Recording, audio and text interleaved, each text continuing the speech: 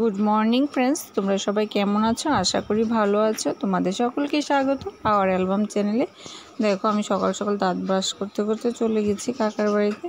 আর দেখো কি একটা গাছ, আমি পেয়ারা খুঁজছি। পেয়ারা গাছে আসলে পেয়ারাগুলি কিন্তু খুব বড় হয়নি। আর দেখো, সূর্যটা কিন্তু উঁকি দিচ্ছে একদম পূর্ব দিকে গাছটা। পেয়ারা খুঁজছি কিন্তু পেয়ারা আর পাচ্ছি না, তবে ছোটো ছোটো হয়তো দেখা যাচ্ছে। দেখো, তোমরা দেখতে পাচ্ছ কিনা জানি না। আর এদিকে বাড়িতে এসে দেখি তো আমার শাশুড়ি মা পুজো দিচ্ছে সকাল সকাল স্নান করে। তো এটা শাশুড়ি মায়ের অভ্যাস, সকালবেলা পুজো দিয়ে রান্নাঘরে চলে যাবে। এটা ভালো লাগে, মনটা ফ্রেশ লাগে। তো এখানে মা পুজো দিচ্ছে। আর দুপুরে রান্নাবান্না শেষে আমি যেটা খাই সাজ, মানে যেহেতু প্রেগনেন্সিতে প্রচুর জল খেতে হয়, শুধু শুধু জলটা তো আর খাওয়া যায় না, মানে ভীষণ খারাপ লাগে, অতটা জল খাওয়া যায় না। তো এটাকে আমি অনেকটা টেস্টি করে খাই। যেমন এখানে ঘরে বানানো টক দই দিয়ে একটা সাজ বানানো হয়। যেমন অনেক কিছুটা টক দই নিয়ে তার সঙ্গে নুন আর কিছুটা গুড় ভালো করে মিশিয়ে 1 লিটার জলের সঙ্গে মিশিয়ে নেব। তারপর ওই জলটা খেতে কিন্তু খুব ভালো লাগে। তো এভাবে আমি টেস্টি করে জলটা খাওয়ার চেষ্টা করি। যেহেতু বেশি পরিমাণ জল খেতে হয়, কখনো লেবু জল, তো এখানে গুড় মিশিয়ে নিচ্ছি, কখনো বা আবার ডাবের জল, আখের জল। তো এভাবে আমি 4 লিটার জল, 3 থেকে 4 লিটার জলকে আমার রোজ খেতে হয়। আর কিন্তু শরীরে ভীষণ প্রবলেম হয়, আমার কনস্টিপেশনের সমস্যা যেহেতু আছে, আমার এই প্রেগনেন্সিতে দেখা যায়। তো জলটা আমাকে ভীষণই খেতে হয়, মানে প্রচুর পরিমাণে। তো এই সাজটা কিন্তু দেখো এখন কিন্তু চামচ দিয়ে আমি নেড়ে সবটা মিলিয়ে নিয়েছি।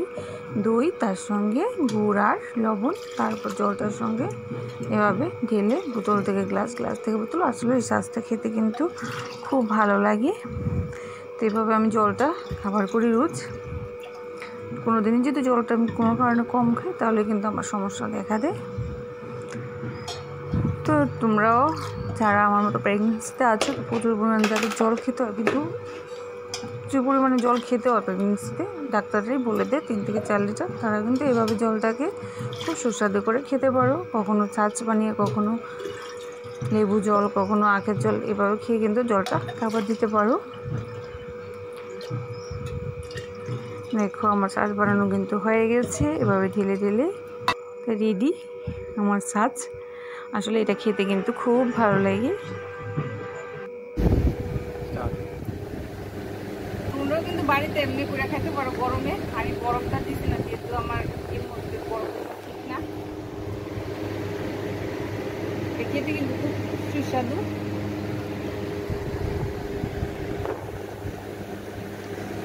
এর দিয়ে পোড়া চলতে চারিদিকে আমি শ্বাস খেতেছি।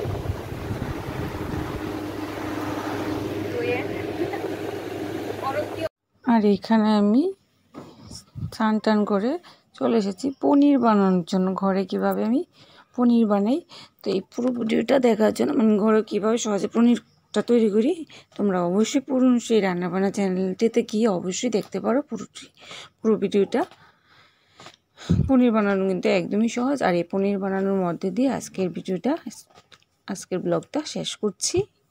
তোমরা কেমন হয়েছে অবশ্যই জানাবে কমেন্ট করে। ভালো লাগলে অবশ্যই লাইক, কমেন্ট, শেয়ার করবে। অবশ্যই সাবস্ক্রাইব করে নেবে।